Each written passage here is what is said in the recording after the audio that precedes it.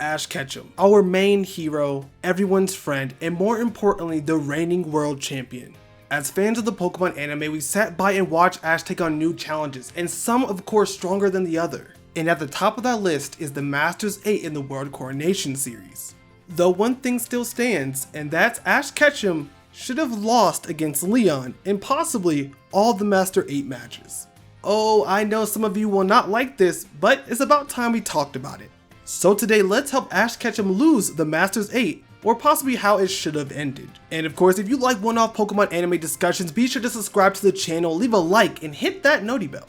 Now as we help Ash Ketchum, let's help you guys with the help of today's partner, Mint Mobile. You already might know about Mint Mobile from those funny ads from Detective Pikachu, better known as Ryan Reynolds. But Mint Mobile isn't about just being funny, they also offer an incredible service too.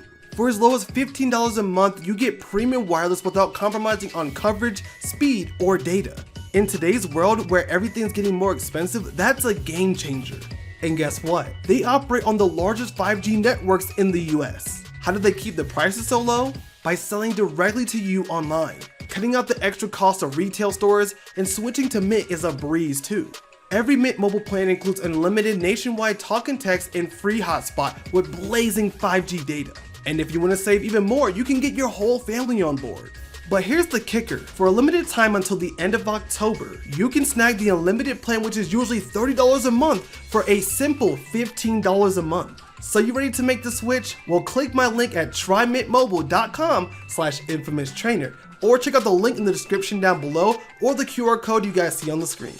And thanks again to Mint Mobile for supporting the channel. Now one of the biggest changes to make off rip has to be the Masters 8 placement. At least for Ash, as even though I understand the build up to make Ash fight for the number 8 spot, he should have always been at least number 7th, but I think truthfully, he should have been number 6. As based on his current feats at that time, he became a regional champion with Alola after facing Alon, and has beaten Iris at a much lower tier of the World Coronation Series, and she was a champion herself. Meaning for this, we have to put Ash at least in the number 6 spot, with Iris at 7 and Alon at 8. Now this all starts with a pretty random Ash vs Steven battle. Don't get me wrong, it's good, but it's not the battle we should have gotten. Some even saying it's underwhelming.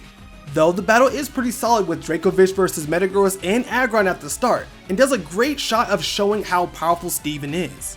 Hell, even Gengar vs Credilli was solid before Credilli smacked around Gengar with some ease before Pikachu took it out.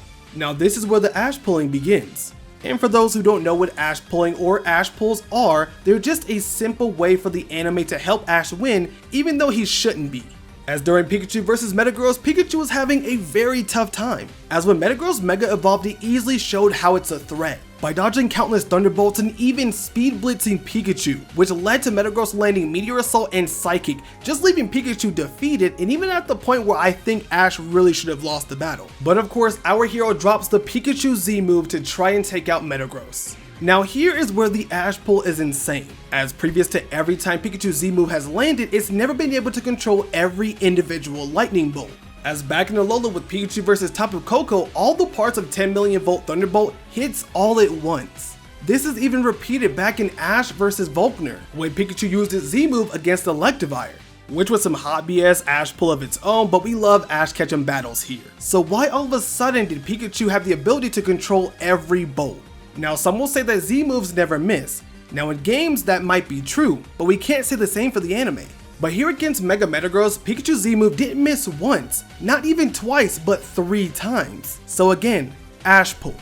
Not only did it miss, but it all of a sudden was able to redirect the Z move. Now I know Pikachu is the Metagross beater, but this Ash pull of redirecting, all of a sudden changing Z moves is insane.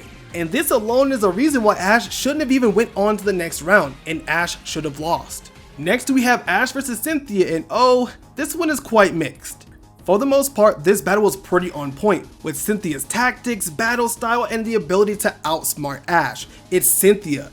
I mean, Spiritomb was a monster, Dragonite was useless, the return of Counter Shield, and Surf Fetch was easily MVP of the team and of the battle. Though it comes down to a pretty indecisive ending with Mega Lucario vs Dynamax Togekiss and Garchomp.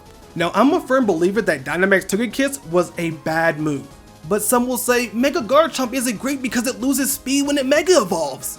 First, let's not forget that it gets insanely strong when it Mega Evolves, making it a different breed.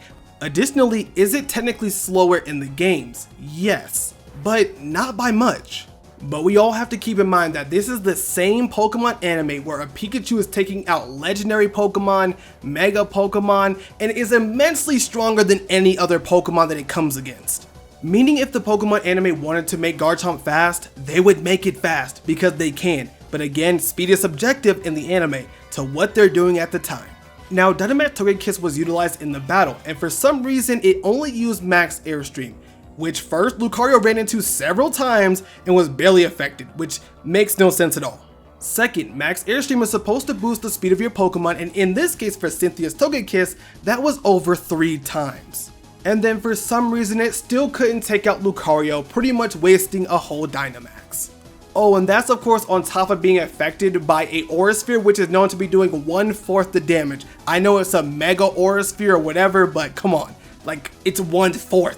It's a Fairy and Flying type. You don't get any less effective than that.